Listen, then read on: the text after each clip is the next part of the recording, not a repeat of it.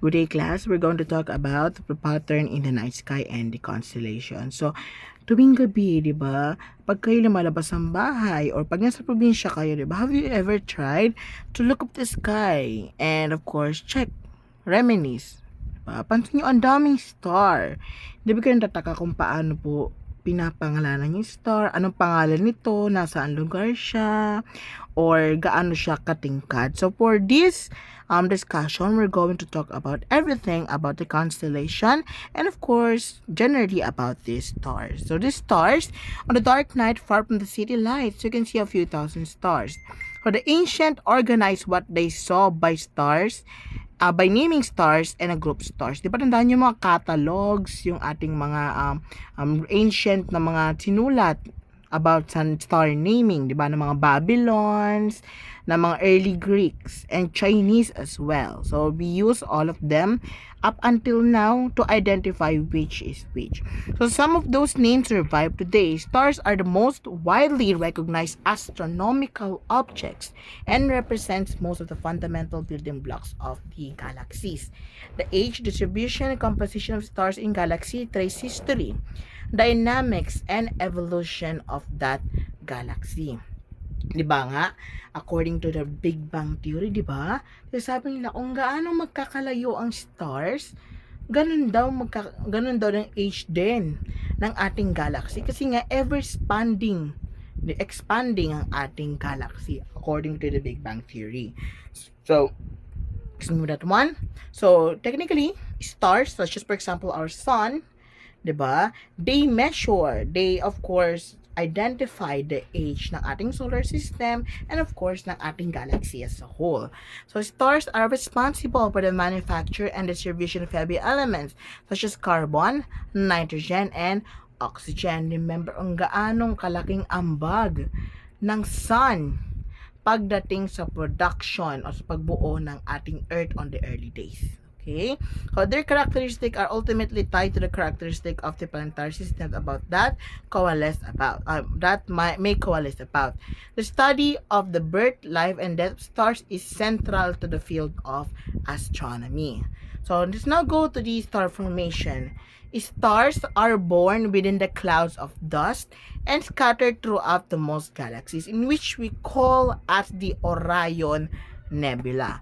So examples such as cloud. So turbulence deep within these clouds gives rise to knots with sufficient mass of the gas, and dust can begin to collapse under its own gravitational attraction. So ito lang meaning po niyan. Meron tayong dito, clouds of dust, 'di ba?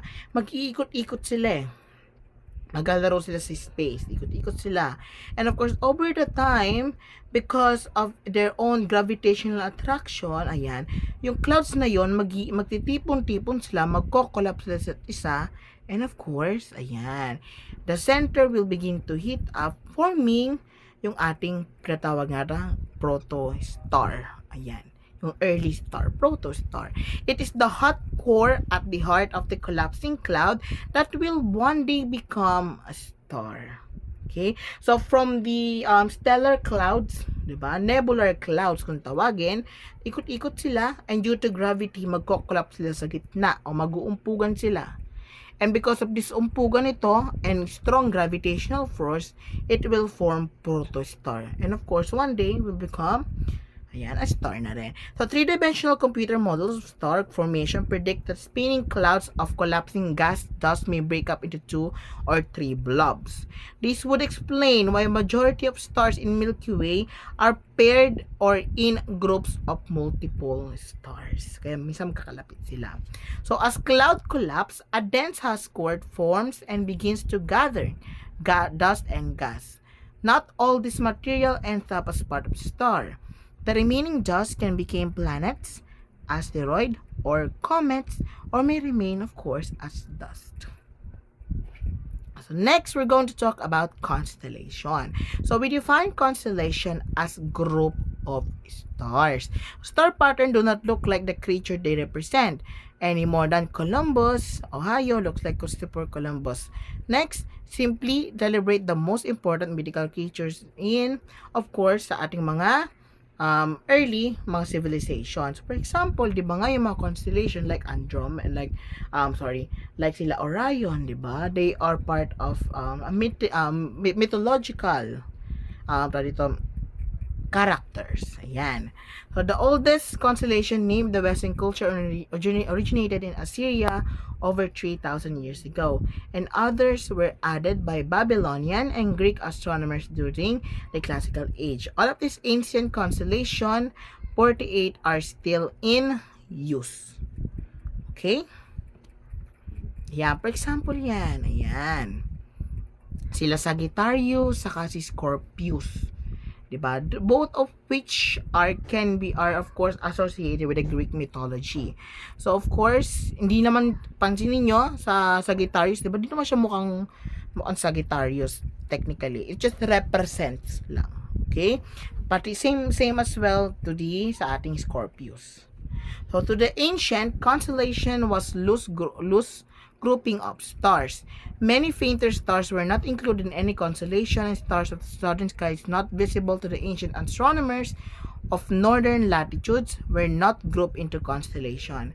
Constellation boundaries, when they were defined at all, were only approximate, so the star Alpheratz could be true as part of Pegasus or part of the Andromeda na. Sample yan. Ayan o.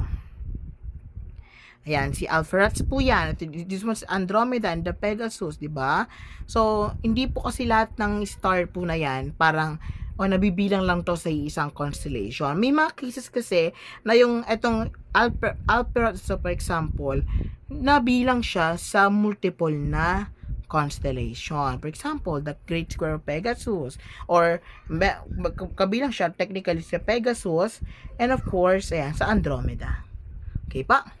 So, to correct the gaps and, of course, antiquities, astronomers have added 40 modern constellations, and in 1928, the Internal Astronomical Union established 88 official constellations with clearly defined, of course, naming. So, a constellation now represents not a group of stars but an area of the sky, and any star within the region belongs to one and only constellation. So, of course, because nga nung ancient astronomy, 'di ba? Itong si Alpheratz and other stars na merong same cases na nagkakaroon ng overlapping kung saan po siya talaga na constellation, para magkaroon siya ng iisang sulat o isang limbag, isang definition kung saan po talaga siya, this as International Astronomical Union, binilong na lang si Alpheratz kay Andromeda. In addition to the 88 official constellation, the sky contains a number of less formally defined groupings called asterisms. Ayun na po yung asterisms. For example, na asterism ito si Pegasus, isang buo yan, di ba? And we got the square of Pegasus, di ba? Yung asterisms po, pasok po siya doon, para siyang mini constellation sa loob ng constellation. For example, the Great Square of Pegasus is an asterism sa loob ng Pegasus. Ganon po siya. Okay? Yan. Ito, another example, the Big Dipper is the well-known asterism and part of the constellation Ursa. Yung Ursa po, kung tandaan niyo po yan, yun yung malaking bear, di ba? Yung oso, Ursa. Ngayon, yung Ursa na to is that meron siyang asterism, si Big Dipper. So, si Big Dipper, hindi po siya dinidefine as constellation, but instead an asterism. Okay? For a while. Okay, so another asterism is the Great Square of Pegasus, which include 3 stars from the Pegasus plus Alpheratz from the Andromeda. Those are asterisms. Ayan po yan. So, ayan. Ito yung Great Square, si Alpheratz, si Andromeda, ayan. Ito yung Ursa, ayan, ito.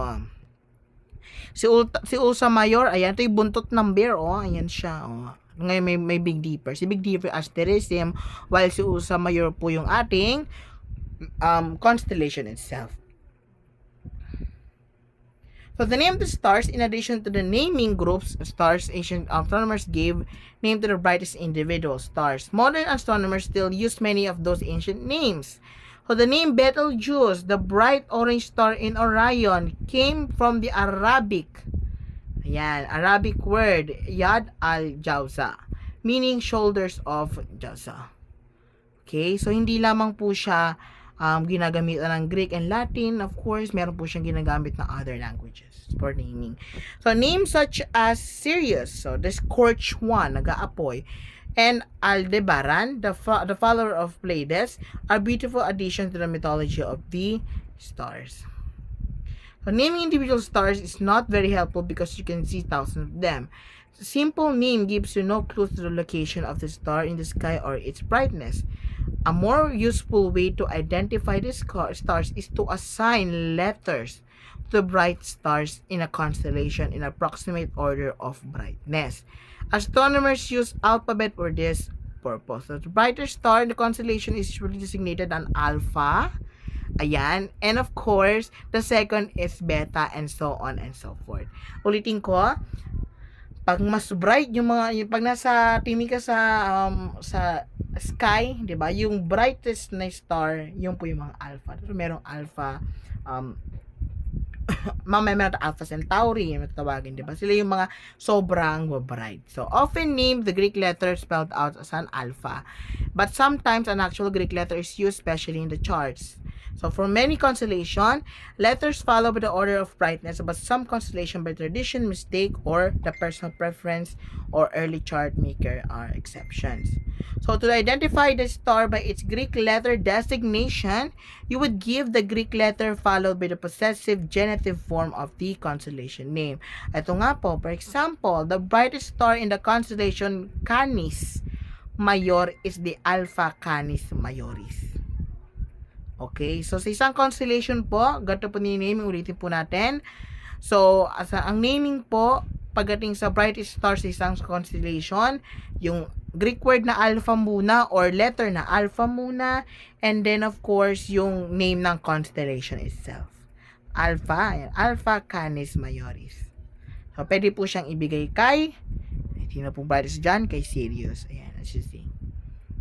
So, it's fun to know the name of the brighter stars, but they are more than points of the light in the sky. They are glowing spheres of gas much like the sun, each with its unique characteristic. You will learn, for example, that the Betelgeuse is not just an orange point of light, but is aging cool star over 800 larger than the sun. Diba nga po, sa ating pagkakatanda natin nung tayo high school, diba? Pag mas lumalapit po siya sa blue, ang color ng isang star, ibig sabihin nun active pa siya. I mean, bata pa siya, mas mainit siya, 'di ba? So, yung ating sa gasol, 'di ba? Pag kulay blue pa yung gas natin, yung ating stove, so mainit po yung ating apoy. Same apply din po sa ating mga star. So, pag blue pa yung star, mainit pa siya. However, if it is now turning orange up until kay red, it is of course aging. Tumatanda na siya kasi unti-unti na nauubos yung kanyang mga fuel. Wala na siya magamit na fuel pa. Okay? So, pag po pinagalera yan, kung sino pong star, kung anong kulay, ang pinaka matanda sa star, that would be orange. Kung sa ating naman po, sa pinakabata naman po, that would be a purple or blue. Okay? Same as, of course, temperature. So, Polaris can be seen all year. So, dun tayo sa ating mga favorite stars, no? But Sirius, Betelgeuse, Rigel, and Aldebaran are in the winter sky. Spica is in the summer star, and Vega is visible in the evenings and later summer fall. The Alpha Centauri, only four astronomical units away, is the nearest star to the sun. Okay, ulitin natin. Si Alpha Centauri po, yung nearest star sa ating sun. Ayan. Ito po, tandaan niyo po yung mga yan, no? So, Sirius, brightest star in the sky. Betelgeuse, the red star in the Orion. Rigel, the bright blue star of Orion. Aldebaran, the red eye of Taurus of the bull. Polaris, the north of the star. Vega, the bright star overhead. Spica, the bright southern star. And Alpha Centauri, the nearest star of the sun. So, please memorize that one for us para po tayo is makapagsagot sa ating exam. Besides naming the individual stars, astronomers need a way to describe their brightness. Now, of course, Si brightness po na yan, dito, ang measure niyan ay tawag nating magnitude scale. Paano po siya? So, sinasabi po niya sa magnitude scale, pag mas mababa ang magnitude scale, nearest sa 0, mas bright po yung star. Okay pa? Ayan. Example, ayan. Meron dito example eh. Ayan. So, an ancient astronomer could only estimate magnitudes, but modern astronomer can measure the brightness of the stars to the high precision, so they make adjustment to the scale magnitude. Instead of saying the star is known by charming name Chort or Theta Leonis, the third magnitude, they can say it's 3.34. So, meaning it's not that bright, but it is, of course, technically bright. So, ito po yung, ayan, example. Ayan. So, favorite star, si Vega o Alpha Lyrae. Ayan. Andaan natin, di ba, sa naming, no? So, meaning, si Lyrae yung ating mismong constellation. Of course, yung Alpha, binigay natin dun sa star na pinaka-brightest. Okay po tayo doon. So, si Vega, which is member ng constellation Lyrae, Alpha Lyrae, is so bright that its magnitude is 0.04, which is almost 0. So, once again, pag mas mababa ang magnitude scale, mas ma-bright po siya. Now, the favorite star, Sirius, is the brightest star of the sky and has a magnitude of negative 1.47. Super duper bright niya talaga. Yan. So, modern astronomers have to extend their faint of the magnitude as well. And of course, astronomers must use magnitude numbers larger than 6 to describe these faint stars. Ayan. So, meaning, so pag 6 pataas na, ayan. So, ano na po sila, faint, sobrang di na po siya makita, sobrang bababa na po yung brightness niya. Ayan. So, your interpretation of brightness is quite subjective depending on both the physiology of human eyes and the psychology of perception. To be accurate, you should refer to flux, a measure of light energy from star that hits 1 square meter in second. Such measurement precisely defines the intensity of starlight, and the simple relationship connects apparent visual magnitude and density. Ayan. For example, yan, the apparent magnitude. Yan. So, si sun natin sa negative 30, si full moon, and of course, Hubble Space Telescope limit. Ayan, kung paano siya na-perceive ng isang mata. Ayan, so that would be all about our stars and constellation. And I hope once again you memorize yung ating matawag sa ating mga sun, sa ating mga star rather. Sino po yung star na tawag dito na southern star, northern star, the brightest star, and the nearest star. So that would be all. Thank you very much. Have a great day. Bye.